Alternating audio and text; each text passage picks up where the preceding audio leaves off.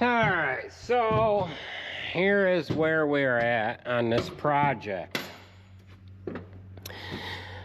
They have a bracket, hose holder bracket mounted on each side of that housing.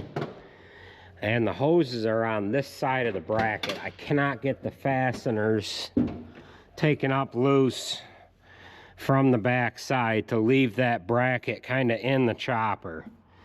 So we're gonna have to unhook these hoses that go up to the motor that rotates the spout. We'll pull them back around this way. And then we have to unhook the small hoses. I think this probably goes up to like the sharpening motor or something, these small ones. And we need to pull them that way. And then there's some grease lines in back there. We've got everything unhooked except those lines, and then there's some fastener bolts up on top of that cross member right there. So we're gonna take them loose. They're just an M12 bolt. I think there's 4 of them. And then we'll unhook this orbit motor here. Pull these hoses off. I wanna pull this all out together and then put this stuff all on the new one when it's outside of the chopper. We have the liners inside the spout. We're gonna leave them in there. I don't think they're going to hinder getting this housing up out of there, but we're just about ready to pull it up out. So we've got an inoculant line here for the small tank coming over on yonder. We'll have to pull that out. Yeah, all right. So we'll join up with you in a little bit here once we get a little more of this apart, but we're just about done here. Okay, so we are about ready to lift this transition chute out. We removed the bolts that go around the base of it, and then there's 4 bolts on the front side. They're cap screws, M16 cap screws, and they were a mongrel to get out. And then there's 4 along the top side. So I have the hoses unhooked that go up to, where did these guys here are for the sharpening door and what have you. They swung around the front side and come into this valve body here. So I just removed them and attached them back to the valve. Then we've got this section of the valve here that turns the spout. I unhooked those hoses, pulled them out around the other side. I hooked one hose back up to the valve, and then I've got, how did we do this? I've got just this one just kind of off in limbo. I've got one looped back and hooked to itself. So we've got the crane set up. We've got a strap wrapped around it. I've got my plywood up against the back window so that we don't blow that out of there. And then we'll lightly hook onto that and very carefully wiggle that out. We'll get it down on the ground, and we'll disassemble the ring gear from it, the orbit motor that turns everything. We'll do all that out here. One other thing that I ended up doing is I ended up removing the inner liner. Boy, I can see a hole right through. What the heck is that? Oh, that's a bolt hole for I thought we had some more cracklage there, but I did have to remove the upper scraper from the housing itself. That was still holding it into the machine. I was going to try to get everything all out as one unit, but it was still kind of attached. I couldn't move it with a bar. I figured I would take it out of there with the liners on it, but we ended up removing the liners out of it, and we can kind of show you what they look like. I think the front liner I'm gonna use over again. Here is the front liner here. That doesn't seem to be wore at all. However, the rear liner, the bottom piece is wore off, and it is just going to continue going right up through. And it's just going to wear it off. Now, we ended up getting the Peterbilt back. I think this has been back here a week, and so far so good. It has been doing the trick that it needs to do. However, it needed brakes badly, and this has disc brakes on it. We had put new pads on this when we bought the truck here a couple 3 years ago. Now it needs rotors. We ended up replacing this caliper here in the springtime. Jay has got this assembly together. We're going to do all 3 axles.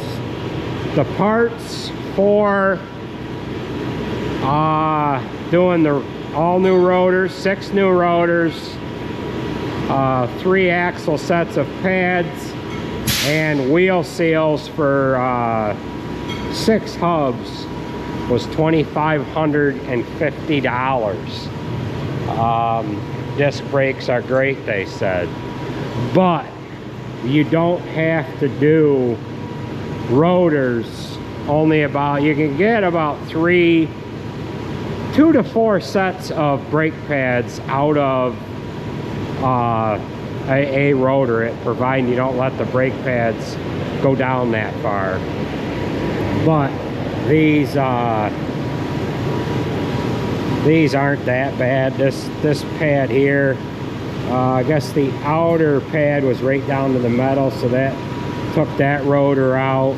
This rotor's rusted up, probably because of the amount of time this has been setting. So Jason's getting this one back together, and he's getting the caliper mounted into place, and then he'll get his pads in there. But just like doing brakes on the back of a 1-ton, huh? Just everything's a little larger. Yeah, it's easy to swap out the pads, but when you have to go to this, it's about like doing brakes on a Dayton wheel. Pretty well.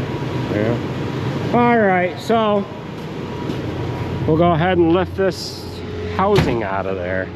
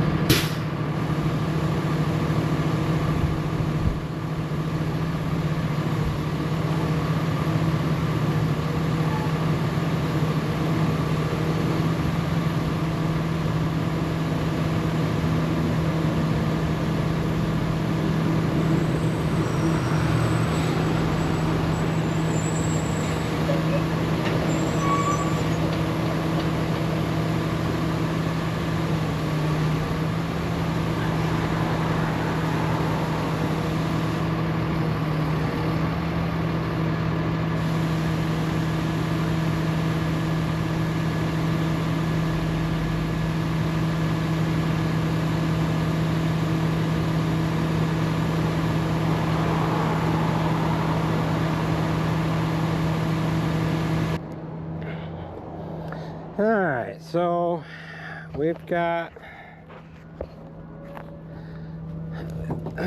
this fire whistle. We've got this lifted somewhat, but this pin right here is seized up in the cylinder, and I figured that I would heat that up when we get it down on the ground. So I don't want this cylinder flopping all over the place. So we'll just kind of tie this ever so gently here. tie this up some so that it is tie a square knot.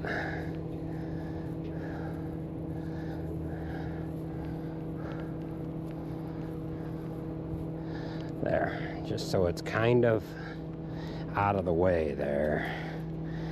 We gotta reset our remote. Pull up a little bit more. Alright, that wants to come this way. There we go. Now we gotta go down below and see what it's getting worked into.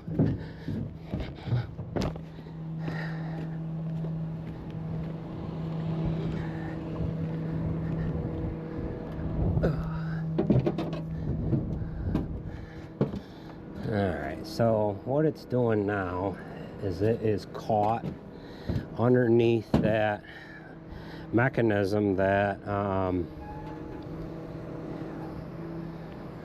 we're too loose.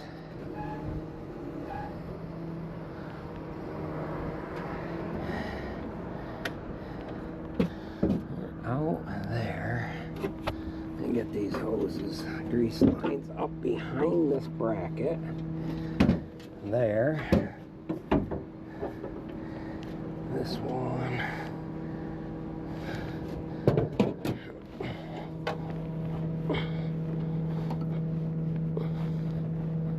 Alright, there's that.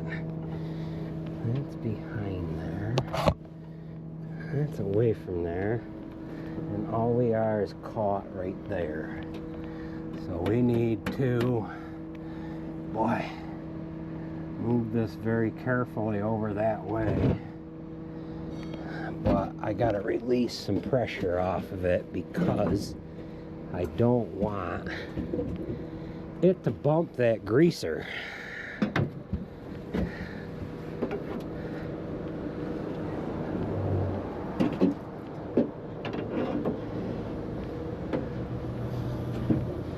Alright, now can I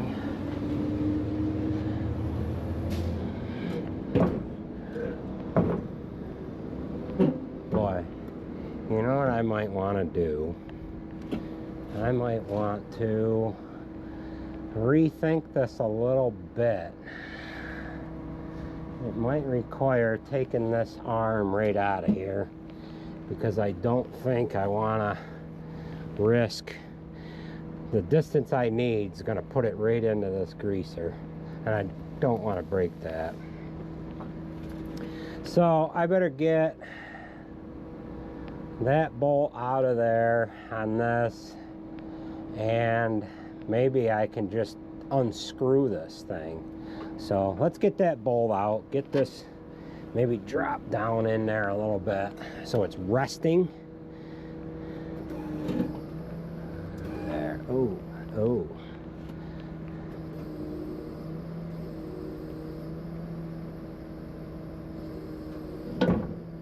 Alright, we came against it anyways. Let's do this.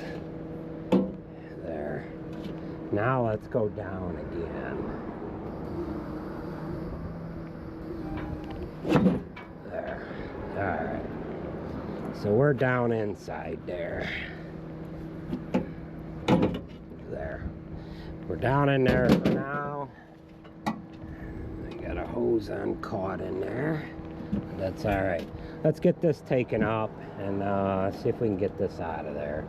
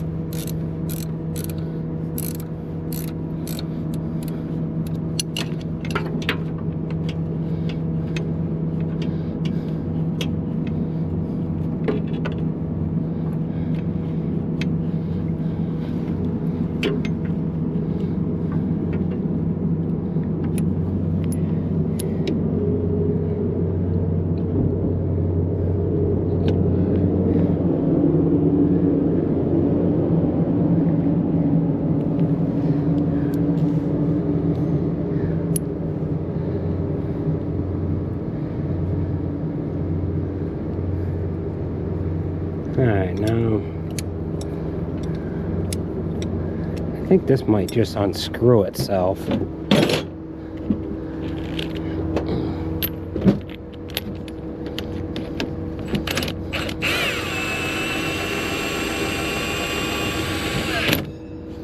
There's a stopper on there of some kind.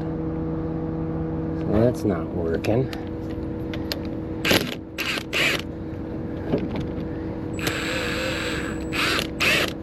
Alright, so I've got to get to the other end of that, which that might be a real coaty, and get that unhooked. I don't think I can do, well, no, there we go.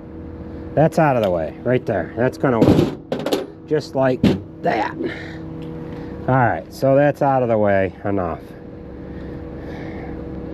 Reset my winch. Now,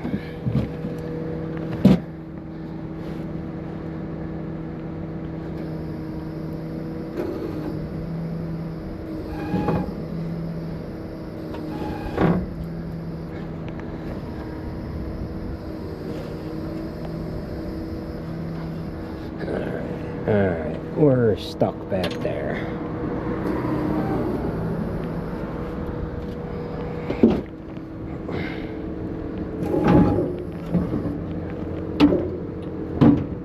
What are we doing here? Are we working good?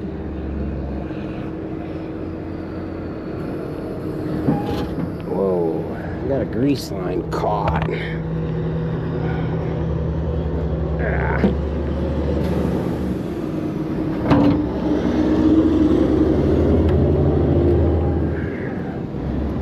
That's out of there.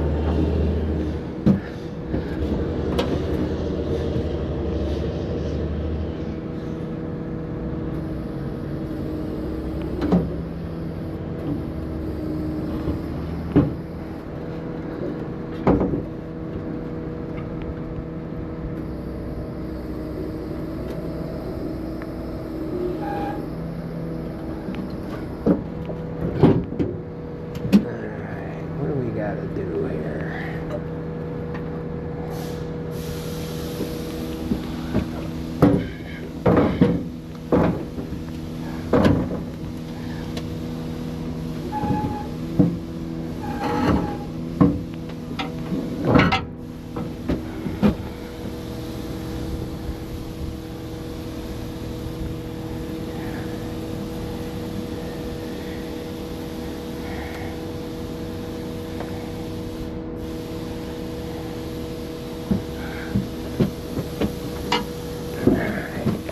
I might need another guy out here to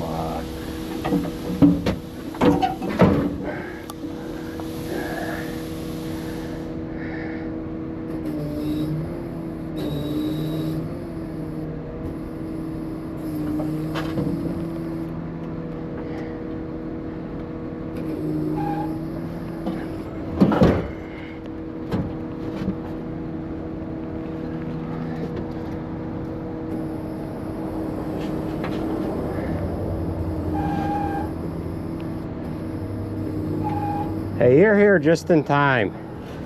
That button there is cable up or in, and that's out. So just be very slow with it. Okay, up. A little more.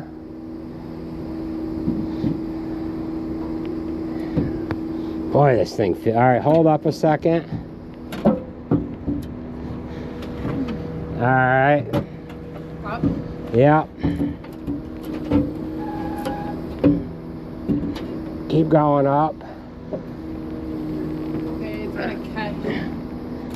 All right, keep going up. Maybe I need to get upstairs. I think I gotta go upstairs now.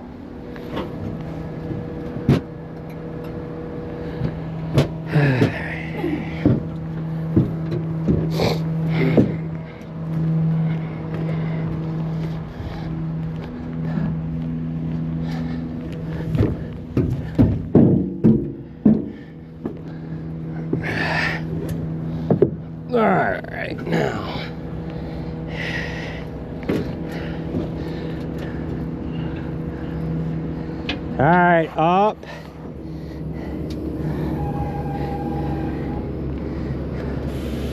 All right.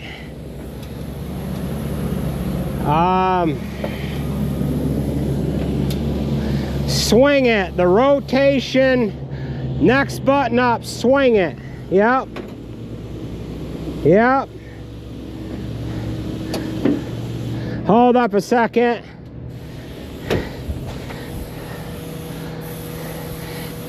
Got to go down just a little bit. Whoa.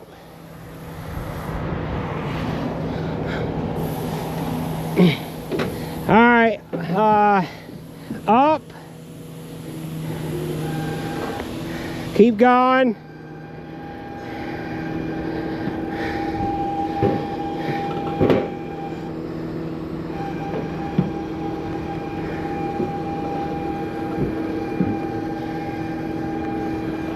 All right, that's good right there.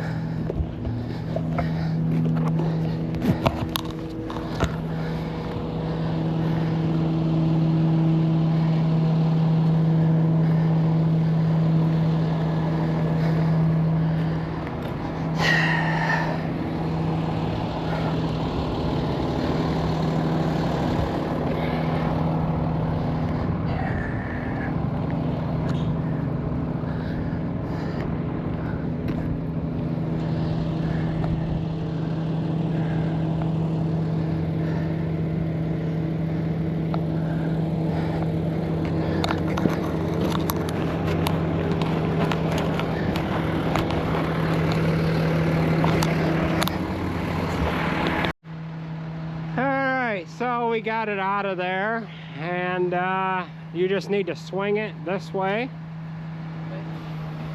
Yep, swing it all the way around this way.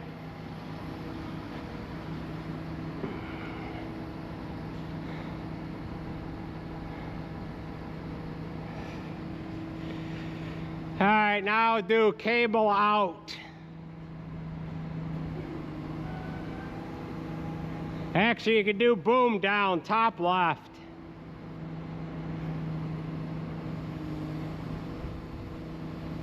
We got the speed slowed right down to about nothing on that remote. But what we'll do now is we'll get it down to a working height. Maybe even set the bottom right on the ground.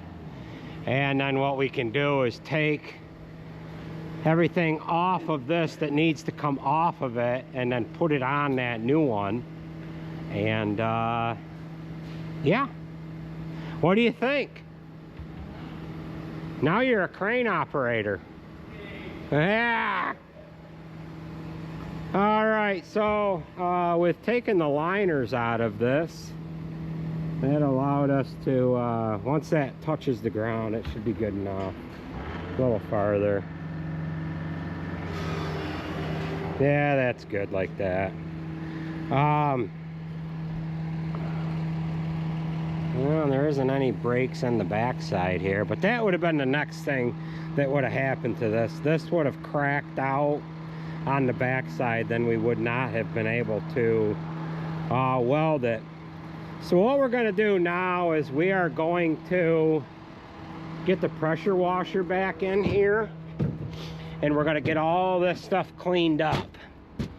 We've got a lot of stuff that's been in here for 7 or 8 years now, so we need to blow all this stuff out of here. The hardest bolts to get out were these guys right here. They were a mongrel to get out of there. And yeah, so this opens this up very nicely, and it will allow us to get things mucho clean. So with that being said, this was where we are going to sign off on this video, and then the next video maybe we'll be putting this back together, providing you don't break anything on the bush hog. Yeah. Right. Right. Chisel plowing? Wanna go chisel plowing? Oh, good. Yeah. Yeah. All right. Take it easy, folks. Thanks for watching, and we'll catch you at the next one, right, Sarah?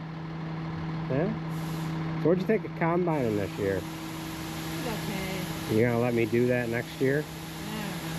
I I don't know. Depends. It depends. I gotta be on good behavior. So, alrighty. Well, thanks for watching. We'll catch you at the next one.